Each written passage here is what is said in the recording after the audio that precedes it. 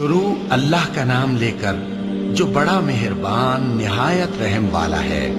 وہ جو نہایت مہربان ہے، اسی نے قرآن کی تعلیم فرمائی، اسی نے انسان کو پیدا کیا، اسی نے اس کو بولنا سکھایا۔